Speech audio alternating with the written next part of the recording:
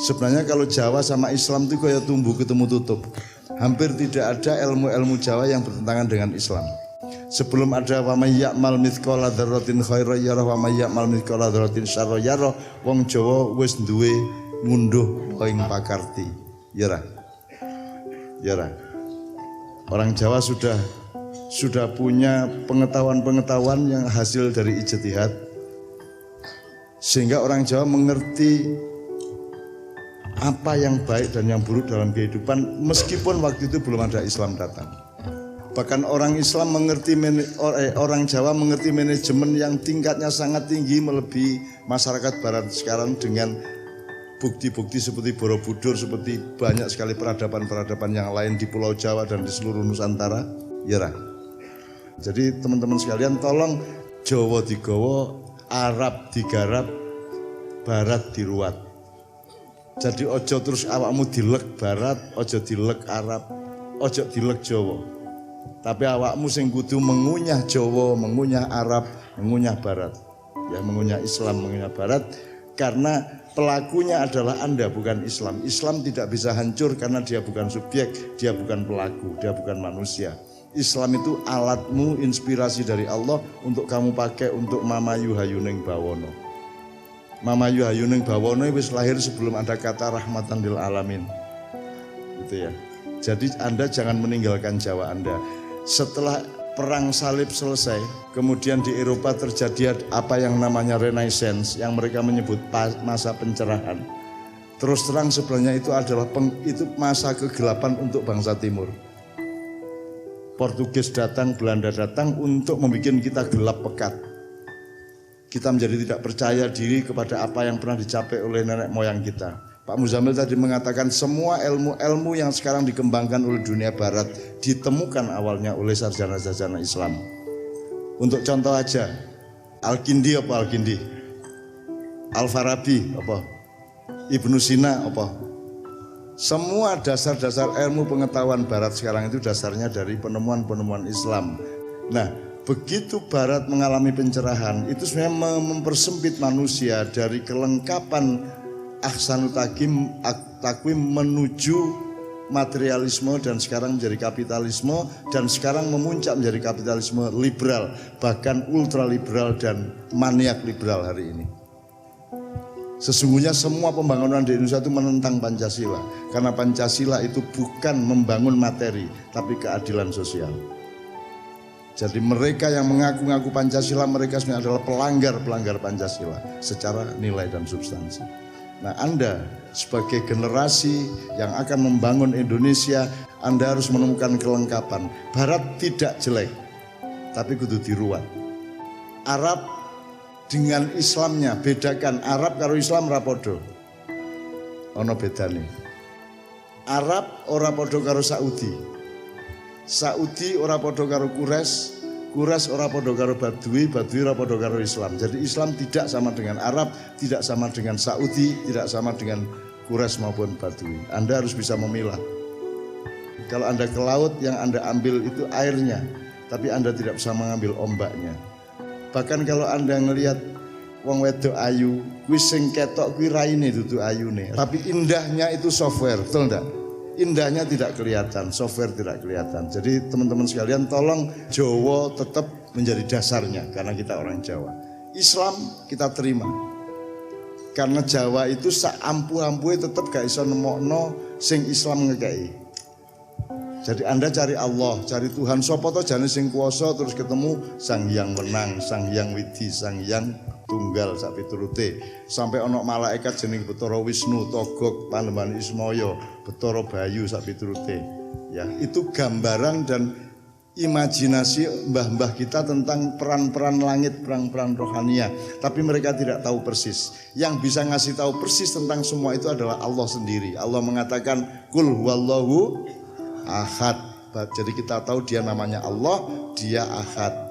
Terus dia ngomong tentang, oh aku duwe Jibril, aku duwe Mikael, aku duwe Israfil, aku duwe Israel, aku duwe Kanzul Jannah, aku duwe Iblis, aku duwe Dajjal, aku duwe Sakhlatus Syamsi, aku duwe Zabaniyah, aku duwe Malaikat Salim sing njupuk lempung di Pulau Jawa dibawa ke langit 7 untuk dijadikan patungnya Adam ketika pertama diciptakan dan seterusnya. Cerita ini wakeh dan orang Jawa sudah menemukan yang lebih detail daripada khasanah-khasanah para sarjana Islam. Jadi ojo ngremehno Jawa karena tujuannya dunia barat sesungguhnya Yahudi dan globalisasi ini adalah menghancurkan Indonesia. Karena kita kaya raya supaya bisa dikuasai dan dirampok. Dan cara menghancurkan Indonesia adalah satu, menghancurkan Jawa. Nomor dua, menghancurkan umat Islam. Jadi Anda dibikin tidak percaya diri kepada Jawa, tidak percaya diri kepada Islam. Nek kamu pertahankan Jawamu, kamu pertahankan Islammu, kemudian kamu gunakan Barat untuk memperkuat dan mempercanggih pengetahuanmu, insya Allah kamu menjadi pemimpin masa depan yang sebaik-baiknya. Ketika lagu Maroon 5 One More Night tadi itu sepenuhnya loh nganggo saron, nganggo bonang loh, dan itu Jawa loh. Tapi ternyata dengan landasan Jawa, Mamayu Hayuning Bawono iso tunggu lagu Barat. Mari mlebu selawat ya iso gampang. Jadi Arab, Barat, Jawa jadi satu di Kiai Kanjeng.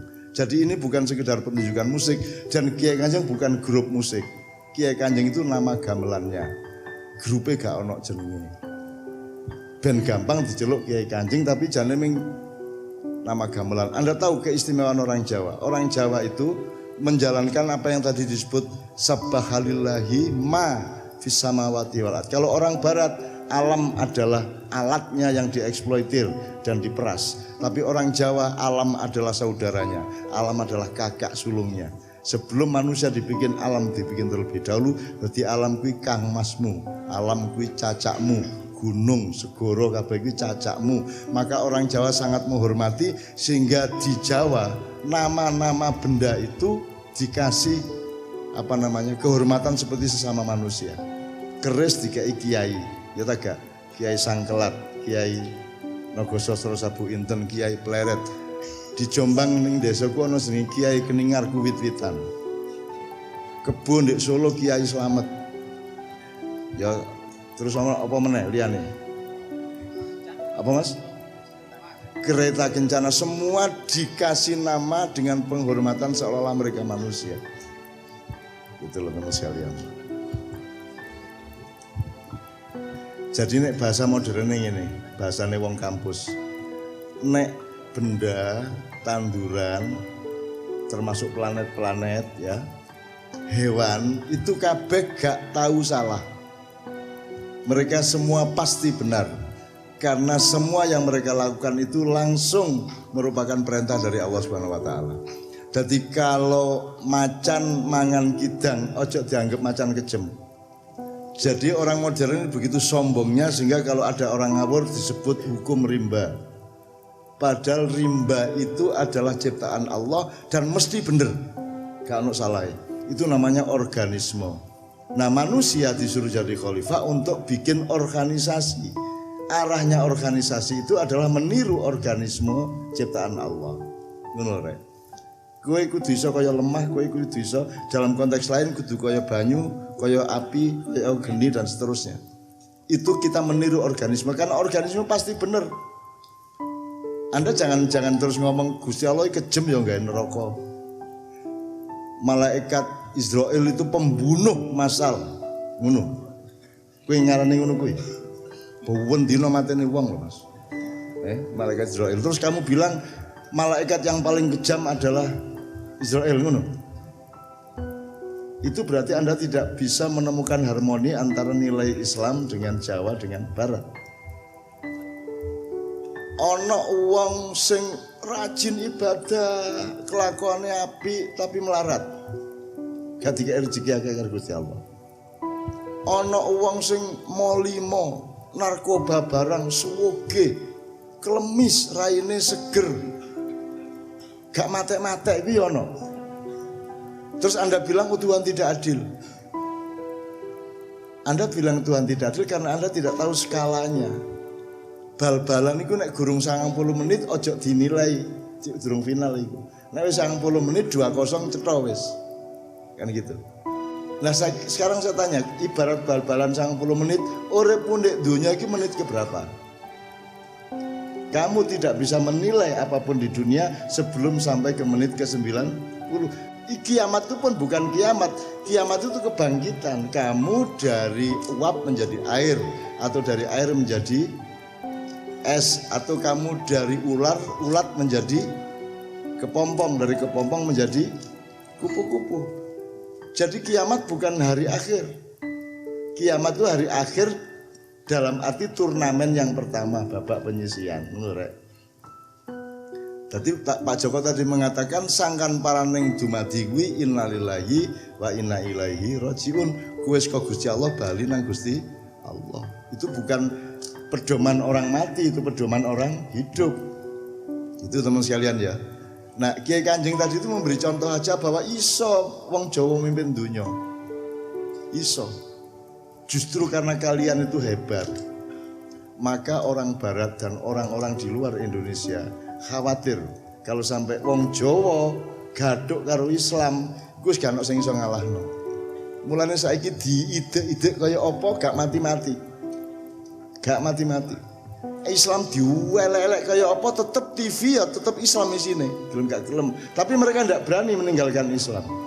Islam kok uelek-elek kaya apa, ngerok teror jare Islam, ono iki anti Pancasila jare Islam, memecah belah Indonesia jare Islam. Wis gak apa-apa dielek kono. Ya sakarmu, tapi kalian tidak akan pernah berani meninggalkan Islam. Adzan di dinti tetap, selawatan di dinti tetap apa di Jawa Timur iki. Shalatu wassalamu alaik, mesti ono tuh. Ya Imam al-Mujahidin. Wis gak entek-entek wis. Gak iso kon ngalahno Islam. Makanya mereka itu cemas. Mereka tahu Islam itu benar, maka mereka ingin menghancurkan Islam. Sebab nek Islam itu berlaku, mereka tidak bisa nyuri, tidak bisa ngerampok, tidak bisa mendustai Anda, tidak bisa ngapusi Anda. Itu ceritanya. Nah, oleh karena itu pendidikan Anda kita semua ini harus sampai kepada kesadaran harmoni antara tiga hal tadi itu. Jadi kamu tetap kudu sinau di masyarakatmu, di kampungmu, di keluargamu, dan sinau dengan mbah-mbahmu dan semuanya. Lengkap tiga tadi, Islamnya, Jawanya, sing Jawa ya, sing Madura nih. Kan gitu. Ya. Gitu ya.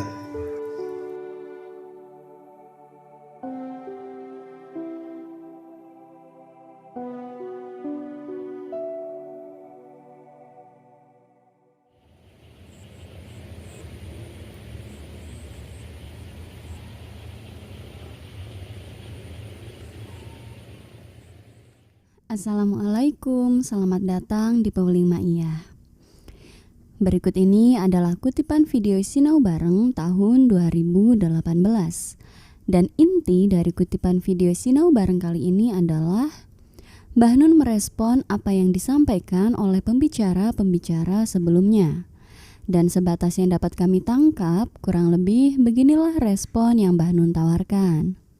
Pertama-tama, Mbah Nun ngendiko bahwa sebenarnya kalau Jawa ketemu Islam itu seperti tumbuh ketemu tutup. Hampir tidak ada ilmu-ilmu Jawa yang bertentangan dengan Islam. Selanjutnya, Mbah Nun menguraikan contoh-contohnya.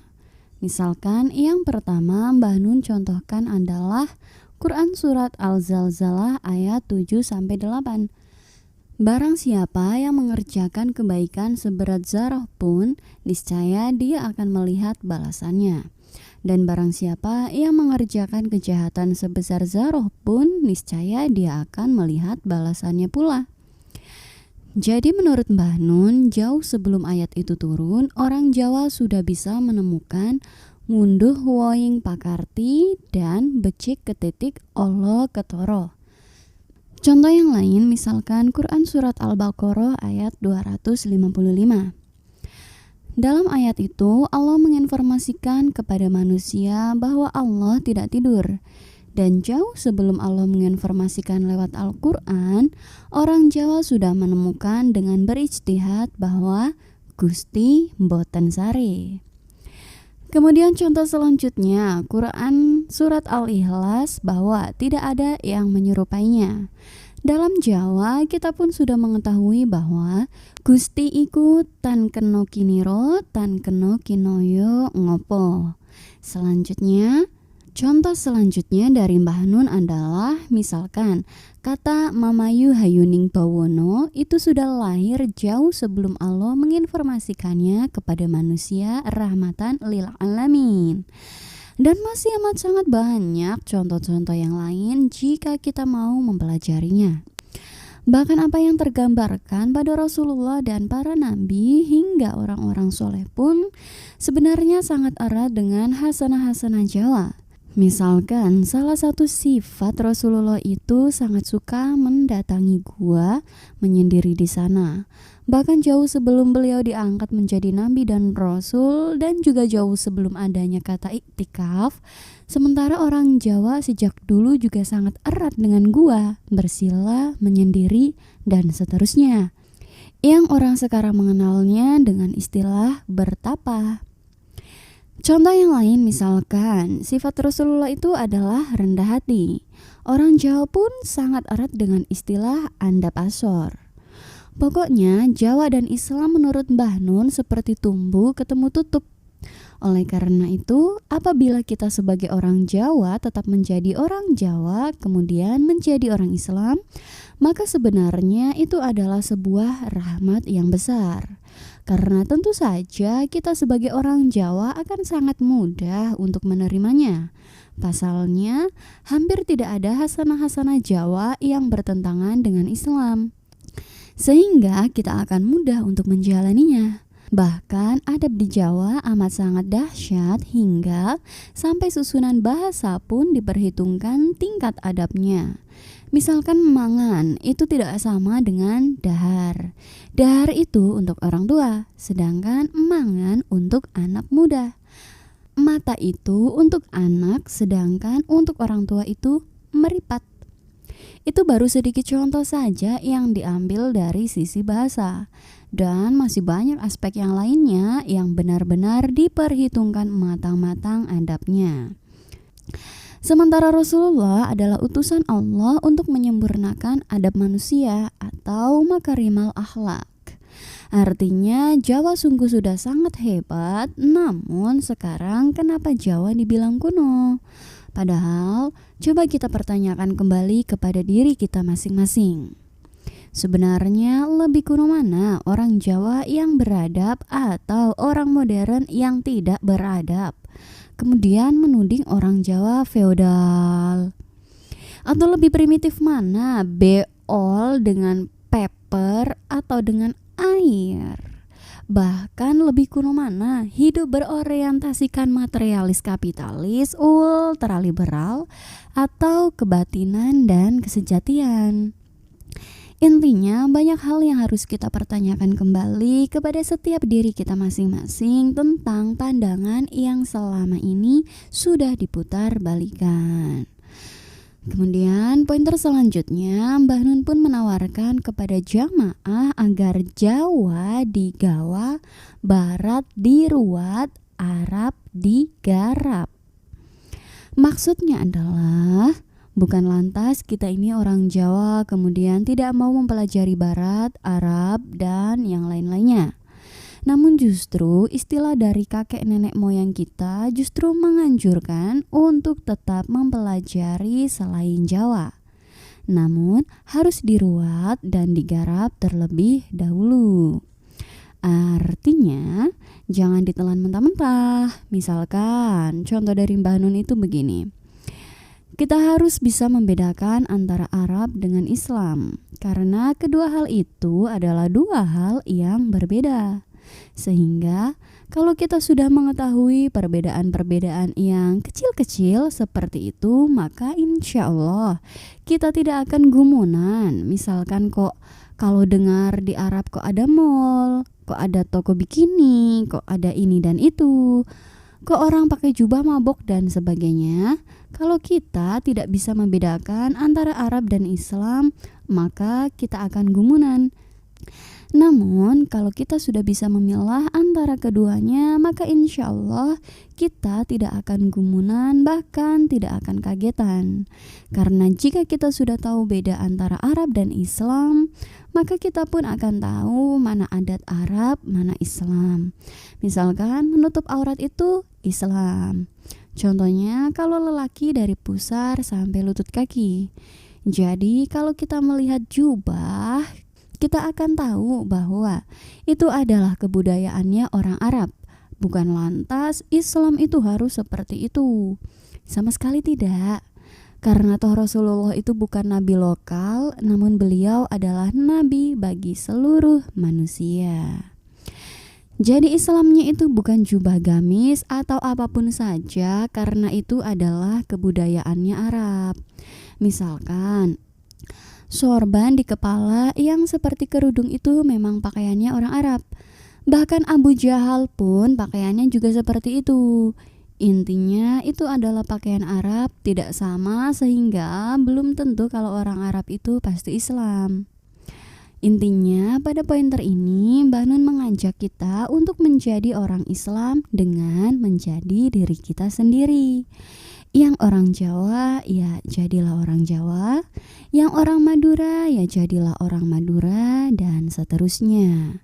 Yang penting adalah kita menjadi rahmatan lil alamin dengan membawa Jawa kita, membawa Madura kita, dan seterusnya untuk mamayu hayuning bawono, atau untuk memperindah semesta alam.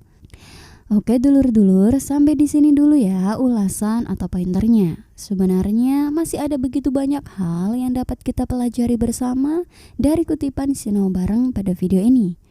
Ulasan, pointer, atau rangkuman yang kami ungkapkan itu hanya sedikit gambaran saja. Dan semua yang kami ungkapkan itu bukanlah sebuah kebenaran. Hanya saja semoga dapat sedikit menambah referensi. Mohon maaf atas semua kelemahan sudut pandang kami. Matur suwun dan sehat selalu saudaraku. Wassalamualaikum.